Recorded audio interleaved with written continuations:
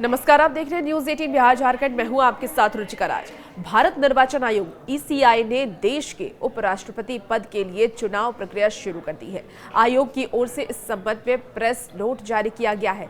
गृह मंत्रालय के द्वारा 22 जुलाई को जारी राजपत्र अधिसूचना के माध्यम से जगदीप धनखड़ के भारत के उपराष्ट्रपति पद से इस्तीफे की पुष्टि के बाद चुनाव आयोग ने अपनी संवैधानिक भूमिका निभाते हुए ये कदम उठाया है। उपराष्ट्रपति पद के चुनाव के लिए आयोग जल्द ही तारीख का ऐलान करेगा। चुनाव आयोग ने ये लिखा कि भारत के संविधान के अनुच्छेद 324 के तहत चुनाव आयोग को भारत के उपराष्ट्रपति के कार्यकाल के लिए चुनाव कराने का अधिकार है और ये चुनाव राष्ट्रपति और उपराष्ट्रपति चुनाव अधिनियम 1952 और इसके तहत बनाए गए नियमों के राष्ट्रपति और उपराष्ट्रपति चुनाव नियम 1974 यानी कि 1974 के द्वारा शासित होता है।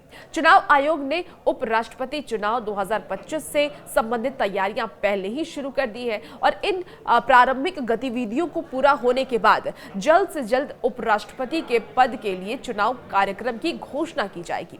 आपको बता दें कि जगदीप धनखड़ ने स्वास्थ्य कारणों का हवाला देते हुए उपराष्ट्रपति पद से इस्तीफा दे दिया है, जिसे राष्ट्रपति द्रौपदी मुर्मू ने स्वीकार भी कर लिया और इस इस्तीफे ने सियासी गलियारों में हलचल मचा दी है। जगदीप धनखड़ के इस्तीफे को लेकर के तमाम तरह के सवाल अब खड़े होने लगे हैं। बता दें आपको कि राष्ट्रपति और उपराष्ट्रपति चुनाव अधिनियम की धारा 43 के अनुसार अगर कार्यकाल सामान्य रूप से समाप्त हो रहा है तो निर्वाचन आयोग को अधिसूचना निवर्तमान उपराष्ट्रपति के कार्यकाल के समाप्ति से 60 दिन पहले या उसके बाद जारी करनी होती है। इसका उद्देश्य यह है कि कार्यकाल खत्म होने से हफ्ते भर पहले उत्तराधिकारी चुन लिया जाए, जिससे कि संवैधानिक रिक्तियां ना रहे और उस रिक्तियों को भरा जा सके।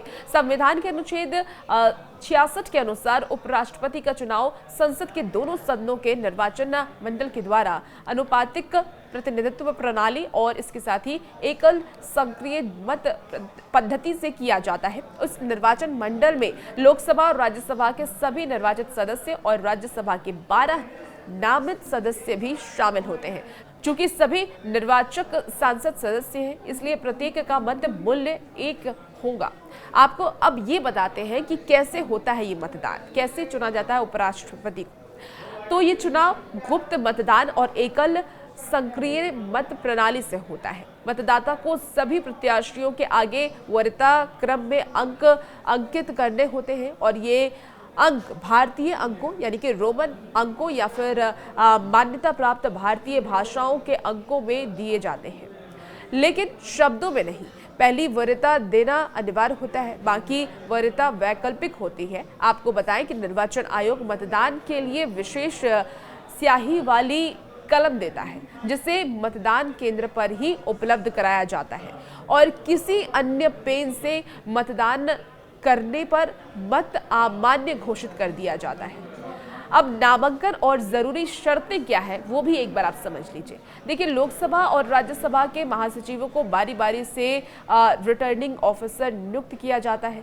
संसद भवन में सहायक रिटर्निंग ऑफिसर भी नियुक्त किए जाएंगे। नामांकन पत्र केवल नई दिल्ली में सार्वजनिक सूचना में बताए गए स्थानों पर ही रिटर्निंग ऑफिसर को दिए जा सकते हैं। नामांकन पत्र फॉर्म 3 में भरना होगा, जो कि अवकाश छोड़ करके सुबह 11 से दोपहर के 3 बजे के बीच स्वीकार किए जाएंगे और हर नामांकन पत्र में कम से कम 20 प्रस्ताव और 20 अनुमोदक होने चाहिए। कोई भी निर्वाचन केवल एक ही प्रत्याशी के नामांकन पत्र पर प्रस्ताव या अनुमोदक हो सकता है। आपको बताएं कि प्रत्याशी अधिकतम 4 नामांकन पत्र दाखिल कर सकता है और नामांकन के साथ 15,000 की जमानत राशि जमा करनी होती है, जो कि आरबीआई या फिर सरकारी कोषागार में जमा की जा सकती है।